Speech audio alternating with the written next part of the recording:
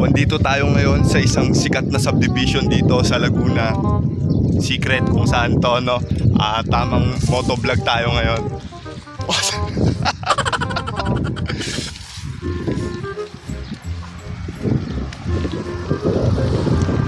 Bibili lang tayo ng tubig.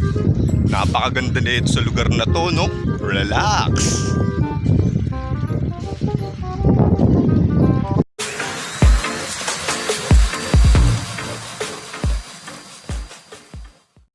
Yo, what's up mga Machowoodworks? Welcome back sa channel natin. Ngayong araw na to, yung video natin, ipapakita ko lang sa inyo yung isa sa mga latest na project natin, no? Yung modular kitchen na ginawa natin sa in Laguna. Pati yung pagkabit ng quartz, may guest tayo, si Alamat, no? Papakita rin namin sa inyo kung paano namin yung kinabit, simula nung pag-deliver hanggang sa matapos mismo. May mga konting struggles din na mga nangyari sa mga backsplash, may mga issues na mga ni-resolve. So, let's start. Panoorin natin, no? Enjoy watching, guys.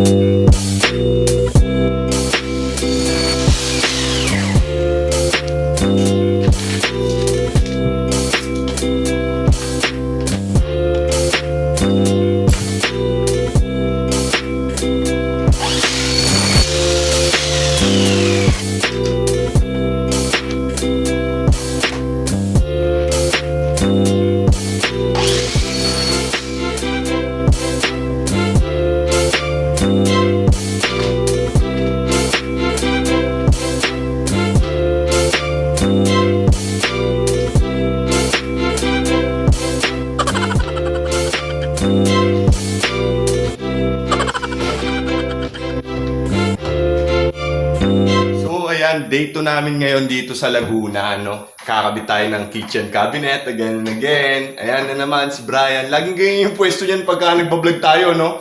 Kakabit tayong baseboard habang nagpipinto si Brian. Okay? Si Kevin bumili ng ulam eh. Stay in kami dito 3 araw. Akala nyo ba dami lamok dito?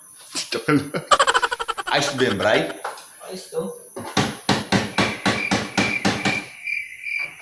Ang sungit mo, man. Plado mo ah. Dami lamok eh. Bumati ka naman muna. Ha? Bati ka muna. Happy birthday nga pala sa 2 anak. Pag-uwi daddies. Daddy kayo. Happy birthday daw kay Brianna tsaka kay Yan. Sensya na Brianna tsaka Yan ha. Dito yung tatay nyo kahit birthday nyo, no? Wala eh. Natapat na yung deliver eh.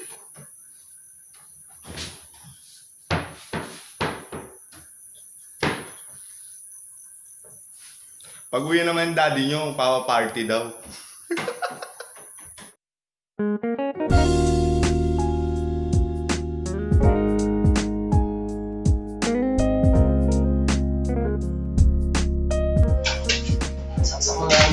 So today, install ng granite si Alamat. Ayan na. Patapos na ang ating project. What's up, Alamat? Pati ka muna! Pati ka muna yung mga kamag-anak mo! Ayan na, tapos namin. Konti na lang. Go!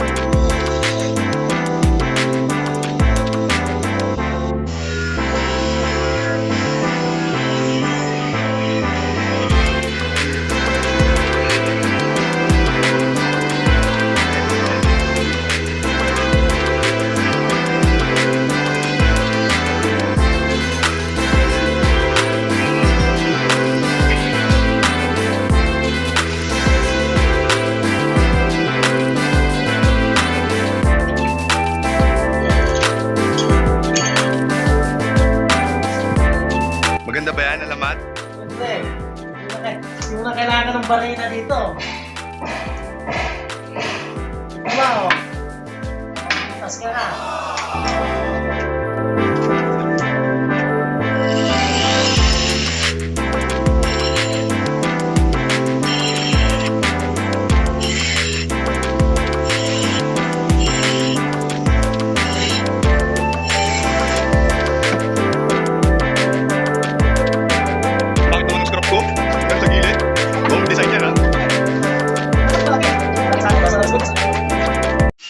Sa mga pinakamalulupit na installer ng mga quartz, granite, marble, Alamat Dela Pena.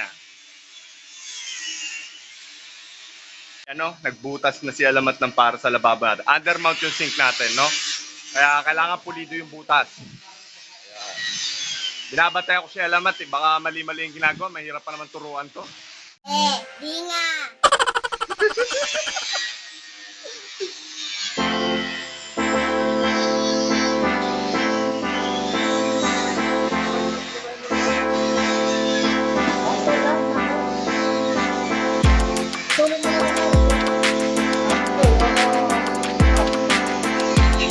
Ano ba ka?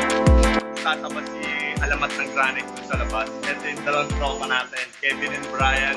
Brian naglalagay na lang yan ng ano, screw cap, mga screw cap. Kevin naman, konting retouch yung mga na gas-gas namin dito. Siyempre kailangan nire-retouch natin yan, no? Ngayon, pagka gumawa kayo sa isang bahay, huwag yung iiwan yung mga gas-gas nyo, dapat nire-retouch yan, mga galit engineer.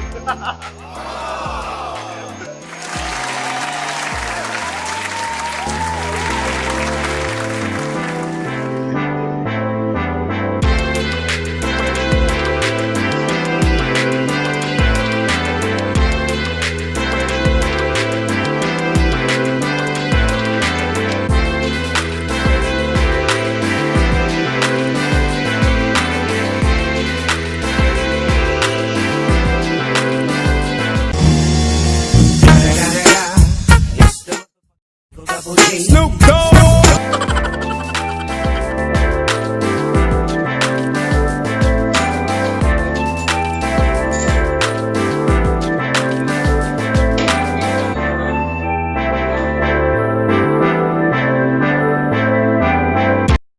So ayun, akala nyo siguro tapos na yung project, no? Nag-groupie-groupie na kami doon, no? Pero hindi. May problema yung kitchen. Sablay yung pagkakasa namin doon sa backsplash.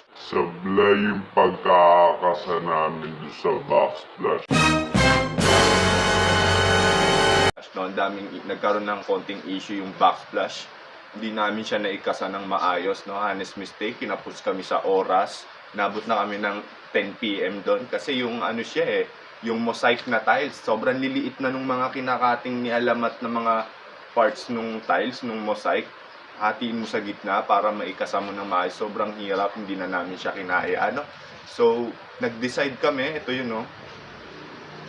Nag-decide kami na umuwi na rin nung gabi na yun, tapos babalik kami in the next few days para palitan yung backsplash na yon, no? At ito na nga. 2 days later.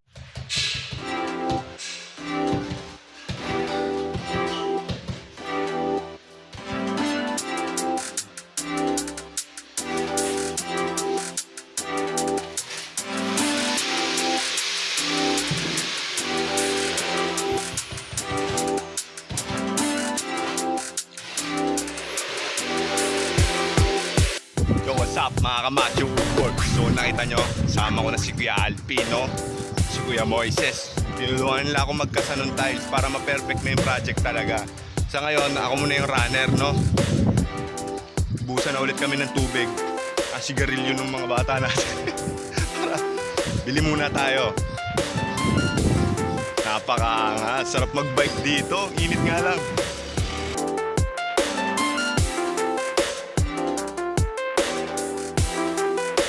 Ayun, and finally, na-perfect natin yung backsplash at yung buong kitchen, ano? So, reveal na tayo. Let's go! What's up, mga Machowoodworks? Tapos na yung project natin, no? Ano na tayo? Reveal na tayo, no? Ito na yung finished product natin. So, dito tayo ngayon, somewhere in Laguna. Isa-isahin natin, no? Isa tayo laundry room. Yan. maliit ang kitchen sa may katabi, may laundry room. May modular dyan, may konting hangiran syempre ng mga basahan. Wala pa yung ano eh, wala pa yung washing machine eh. In-order pa sa ano, sa Lazada. Ito naman yung pantry natin, no? Yung mga shelves dito, ang ganda ng pinto nito, yung sliding siya. Tapos yan, may ilaw na dito.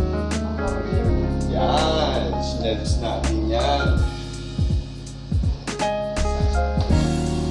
May ilaw din syempre, yun yung pantry natin. Tapos, ito parang ano, modern Scandinavian yung datingan ng pinto nito. Pang Pinterest. Ito yung mga pinto sa ref. Supposedly may ref dito, hindi pa rin dumadating.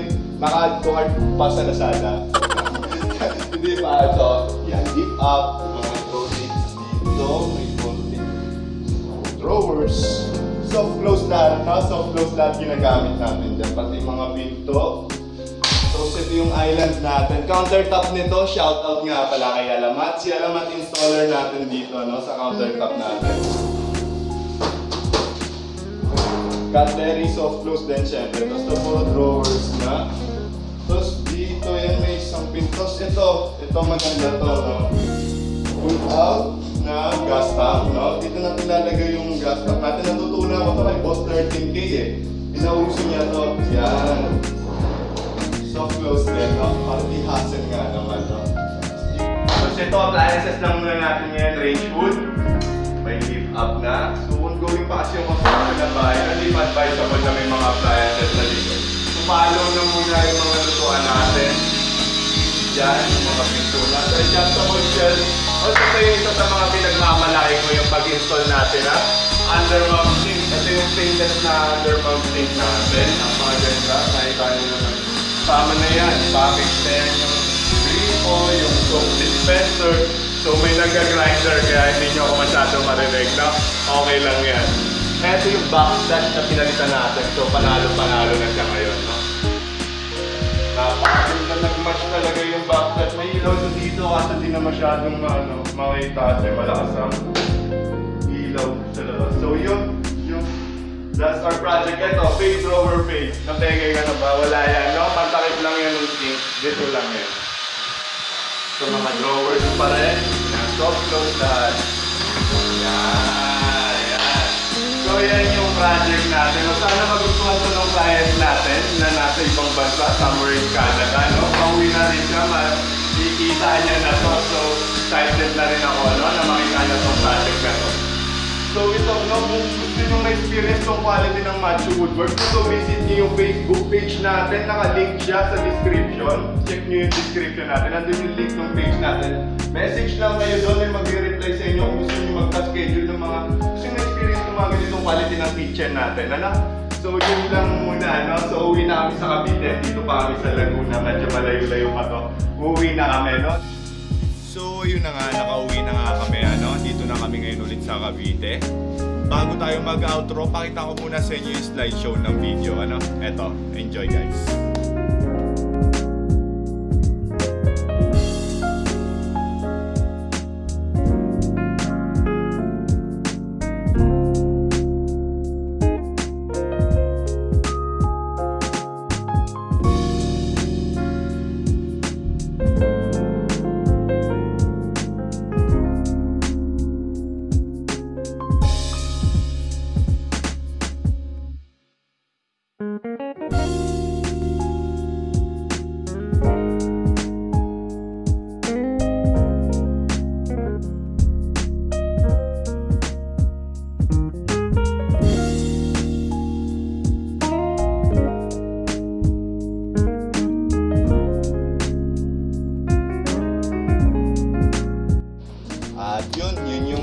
Final ng project natin, no? Yun yung raw pictures and video ng project natin. Sana nagustuhan nyo, nag-enjoy sana kayo, no? Kung nag-enjoy kayo dito sa video na to, please don't forget to subscribe. Click nyo na rin yung bell button para updated kayo sa mga upcoming projects natin, no?